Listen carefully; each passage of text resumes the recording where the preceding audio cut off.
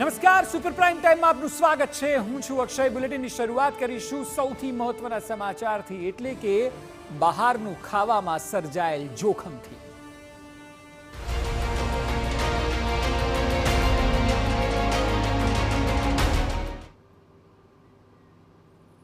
શું તમે બહાર જમવાના શોખીન છો? જો હા, તો તમારી આ મજા સજા સાબિત થઈ શકે છે. આવું એટલા માટે કારણ કે અવારનવાર કહેવાતી સ્વાદિષ્ટ વાનગીઓમાંથી જીવાત નીકળી રહ્યા છે. ક્યાંક સંભારમાંથી ઉંદર તો ક્યાંક સૂપમાંથી ગરોળી. સવાલ એ છે કે આટલી હદની બેદરકારી કેમ દાખવવામાં આવી રહી છે? ગ્રાહક રૂપિયા આપીને જમે છે તો કેમ હોટલ અને રેસ્ટોરાંના સંચાલકો ધ્યાન નથી આપી રહ્યા?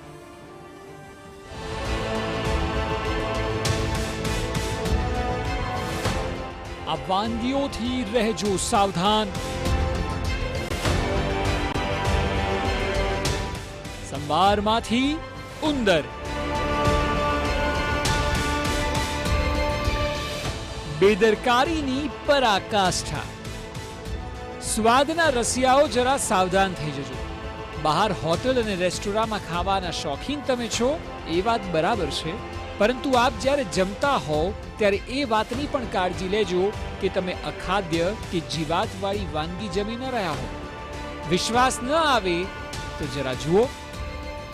સંભારમાં મરેલા ઉંદરનો વિડીયો બરાબરનો વાયરલ થયો છે.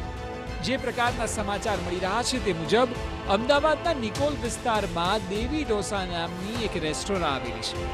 આ રેસ્ટોરાંની જ આ બેદરકારી છે. અહીં એક ગ્રાહકના સંભારમાં મરેલો ઉંદર નીકળ્યો. જી હા, મરેલો ઉંદર. આ ઘટના ઘટવાથી સ્વાભાવિક જ ગ્રાહકમાં બરાબરનો રોષ ફેલાયો છે. હવે આ સંભારનો વિડીયો સોશિયલ મીડિયામાં પણ ખૂબ ઝડપથી વાયરલ થઈ રહ્યો છે. અહીં માત્ર રેસ્ટોરાંની ભૂલ નહીં, પરંતુ ફૂડ વિભાગની તપાસ કામગીરી સામે પણ અનેક સવાલ ઉઠી રહ્યા છે. રેસ્ટોરાં સંચાલકો ધ્યાન નથી આપી રહ્યા. વારંવાર રેસ્ટોરાંના ભોજનમાં જીવાતથી લઈને અલગ અલગ વસ્તુઓ નીકળવાના બનાવો છાશવારે સામે આવી રહ્યા છે.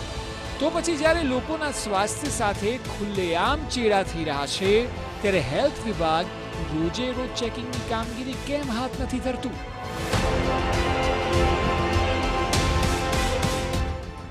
તો આ તરફ ભરૂચમાં પણ ખૂબ જ ચોંકાવનારો મામલો સામે આવ્યો.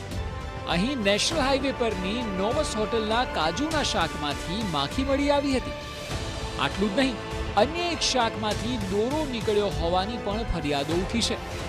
ગ્રાહકનો આક્ષેપ છે કે સમગ્ર મામલે હોટલ સંચાલકને ફરિયાદ કરવામાં આવી તો હોટલ સંચાલકે ગ્રાહકને ઉડાવ જવાબ આપ્યો હતો, જેને પગલે ગ્રાહક દ્વારા હંગામો કરવામાં આવ્યો હતો. પ્રશ્ન એ છે કે શુદ્ધતાના નામે ઊંચી કિંમતો વસૂલવામાં આવે છે. આ કિંમતો વસૂલવામાં આવતી હોવા છતાં શા માટે ભોજનની ગુણવત્તા સાથે અને ગ્રાહકોના સ્વાસ્થ્ય સાથે આ પ્રકારે ખુલ્લેઆમ ચેડા કરવામાં આવે છે? આવી તો અનેક ઘટનાઓ આજકાલ સામે આવી રહી છે. આપે જોયું તે મુજબ ક્યાંક સંભારમાંથી મરેલો ઉંદર નીકળી રહ્યો છે તો ક્યાંક પંજાબી સબ્જીમાંથી માખી નીકળી રહી છે. તો બીજી તરફ ઊંચું ભાડું વસૂલતી અને હાઇજીનના દાવા કરતી વંદે ભારત ટ્રેનમાંથી પણ ચોંકાવનારી તસવીરો સામે આવી હતી.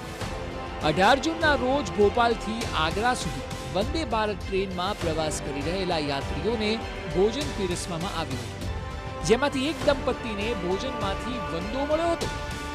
જી હા, દંપતીના ભત્રીજાએ આ તસવીર લીધી અને સોશિયલ મીડિયામાં શેર કરી ભોજનની ગુણવત્તા સામે અનેક સવાલ ઉભા કર્યા હતા. તો બીજી તરફ ઇન્ડિયન રેલવેએ પણ સમગ્ર પ્રકરણમાં માફી માંગી અને માફી માંગતા યોગ્ય કાર્યવાહી કરવાની ખાતરી પણ આપી. અહીં મુદ્દો એ છે કે આવી ખાતરીઓ તો ઘણી આપવામાં આવી છે, પરંતુ તેનું પાલન થાય છે કે કેમ તે સૌથી મોટો સવાલ છે. આ તમામ કિસ્સાઓ જોયા બાદ જ્યારે આ ઘટનાઓ અવારનવાર ઘટી રહી છે ત્યારે સવાલ પણ અનેક ઉભા થઈ રહ્યા છે.